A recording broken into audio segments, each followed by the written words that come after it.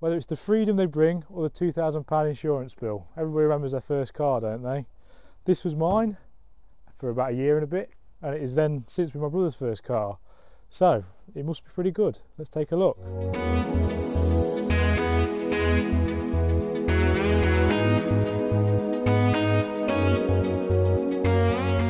Now this is a Seat Arosa S, and some of you may be thinking, well, it looks a bit like a Lupo. And that's because they're pretty much the same car, minus a few exterior things. The front is where the biggest change is. Sort of from there down, the front's completely different. I really like the Arosa.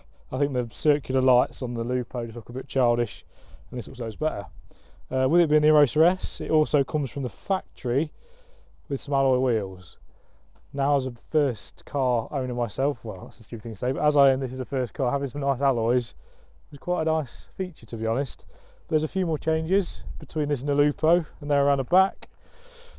Obviously the badges are going to be different, but these lights are also different. I quite like these, quite like the ones on the Lupo, so it doesn't really matter, to be honest. As it's a first car, you don't expect it to be very big, and that is certainly the case with this. They stopped designing it there. That means it's good for parking, good for driving around town, but this one's been hit by other people, that's not us. But yeah, there's a price to pay for that small size, and that is in the boot. Well, is it open? There's a price to pay for that small size, and that is the boot isn't particularly big. Now Will has usefully put some props in here for us. So we've got an unfolded tent and an unfolded sleeping bag. That's just how he likes to have his car, but it does mean you can go camping in a Seat Arosa S. On the whole, I really like the look of the Arosa. It's a bit cutesy like most first cars.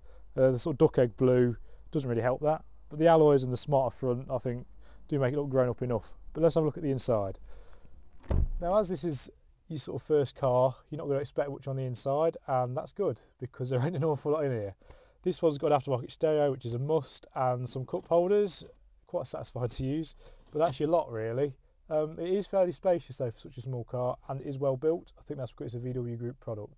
But what's it like in the back? So as I said in the front, there is quite a lot of room in the back, to be honest, for such a small car. Got enough leg room, bit of knee room, bit of headroom.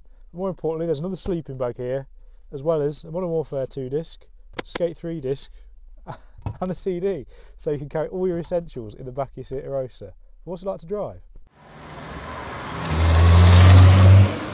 Now, with any first car, there are going to be compromises, like I've said, and the performance in the Arosa is certainly another area of compromise. It's powered by a 1 litre engine with 50 horsepower, and I think it's good for 0 to 60 about 17 seconds. I'll put the stats on screen now, and yeah, it's not very fast. Once it's up to speed, it's okay-ish, and around town, it's okay, but you will find yourself using full throttle for the majority of the time. Another negative is the brakes. They're not particularly good.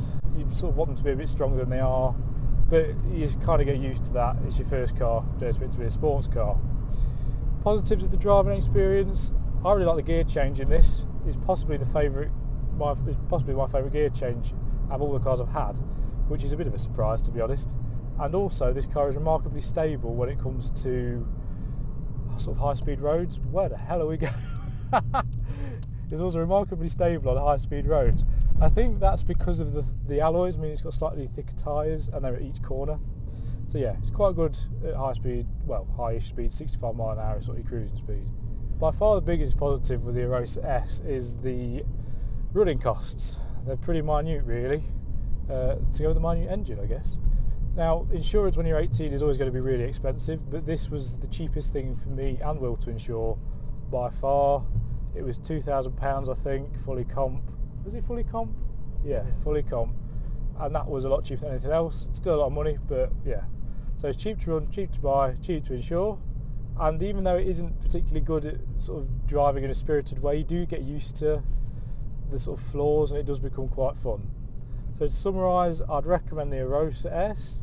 Possibly give the Citroen C1 Toyota Yogo a look, because they're a little bit quicker, but I think they're a bit more to buy.